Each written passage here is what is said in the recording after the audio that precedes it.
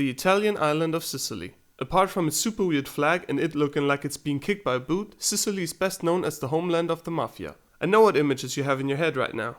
You're thinking about the cool looking men in designer suits and dark shades. You're thinking about the Godfather and Goodfellas and the Sopranos, maybe even the Simpsons. While all of that stuff surely is fine entertainment, you might want to know how the Mafia works in real life. So first let's go back to Sicily. In the 1860s, Sicily became part of the young state of Italy. And everyone was happy because that meant more investments, which meant more jobs, which meant more money, which meant more olives for everyone.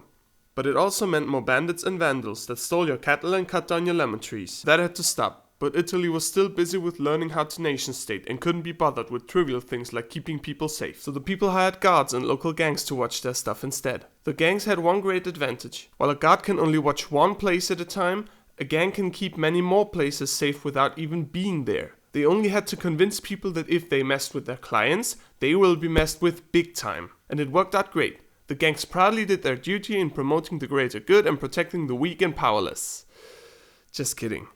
Of course they found ways of making even more money. They didn't just help the people that wanted their protection, but also everyone else. Of course a gang's generous protection was worth a little pocket money to the people. And while they already controlled the territory, the gangs tried doing all kinds of other stuff that made them more money. They eventually got so successful that they ended up running about half the island. Those gangs became known as the Mafia. So as I've told you, the Mafia is at home in Sicily. But because it was so good at what it was doing and because people loved themselves some gangster movies, the Mafia became known all over the world. But the meaning of the name started to change. People sometimes use a word incorrectly a few times, and if they do that often enough, it somehow becomes correct again. And that's how we ended up with the Russian Mafia, the Japanese Mafia, the Mexican Mafia, and so on. All without these organizations having anything to do with the Sicilian Mafia apart from being crime syndicates. And despite the word Mafia getting so much attention, it is only rarely used by its members. Mafiosi are much more likely to call it Cosa Nostra, which simply means our thing, and fits a lot better into the stealthy ways of the Mafia. Now that we've gotten that out of the way, let's take a look at the cogs and gears. What we mean by Mafia isn't one clearly defined organization. It's a bunch of loosely associated clans called families or cosche. The heads of different families form a Mafia commission, which helps to coordinate things concerning more than one family. Although it's called a family, kinship is absolutely optional. It's only called that because members have a strong bond with each other. And as is the case with every other family, you can't just quit the Mafia. Every family has its own territory, where its will is de facto the law. A family holds a kind of monopoly on violence in that area. This allows them to completely control businesses, be it a little grocery store or a meth lab. If you operate a business in a family's territory and you're not willing to pay them, you're in for a very bad time. At the top of a family, there's the boss. He's the big cheese. He manages the whole family and its business. Then there's the consigliere, an advisor to the boss that keeps him in check. Number 2 of the organization is the underboss. If the boss goes to prison, the underboss takes his place. One step down the ladder is the capodecina. He's a kind of group leader of ordinary members of the family, the soldiers. To become a member, every applicant has to go through the traditional initiation ritual. This involves an interrogation, the reciting of a blood oath to never betray the family, and holding a burning piece of paper. You know, all that fun stuff. If you want to make it to the top of the organization, you need to work hard, do as you're told, and maybe one day you might be elected boss by your colleagues. That's right. Mafia bosses and consiglieri are democratically elected by all members of the family, usually once every year. In small families, that might happen with a simple show of hands. In larger ones, it's eerily similar to a normal political election. Mafiosi call each other men of honor. Seeing as the Mafia is an organization full of criminals, you need something to keep them in line. And that thing is honor.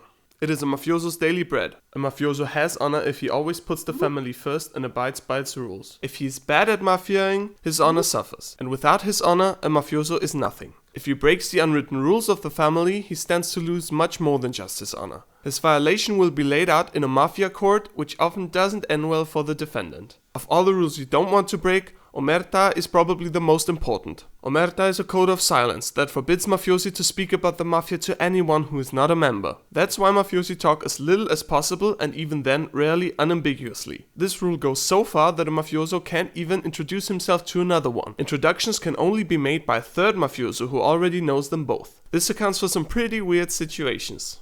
Though mafiosi are very secretive, good relations to public servants, especially politicians, are absolutely essential. Without people ready to look the other way for a little fee or a few favors, the Mafia would have never even made it through its infancy. So it really pays off for them to keep politicians happy. Nowadays the Mafia isn't that big of a deal anymore.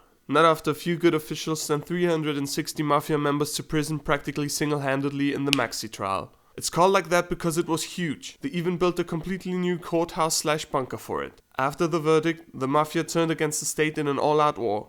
To make it short, the Mafia lost and hasn't been the same ever since. In the meanwhile, fellow Italian crime syndicates have caught up to or even overtaken the Mafia in influence and revenue. After more than 150 years of plaguing the island of Sicily, the Mafia has gotten much quieter. But it's still there, and it will be for some time. And that's about it. If you liked this video, feel free to like and share it. If you want to tell me just about anything, please do so in the comments. Thanks for checking in. That's all, peeps.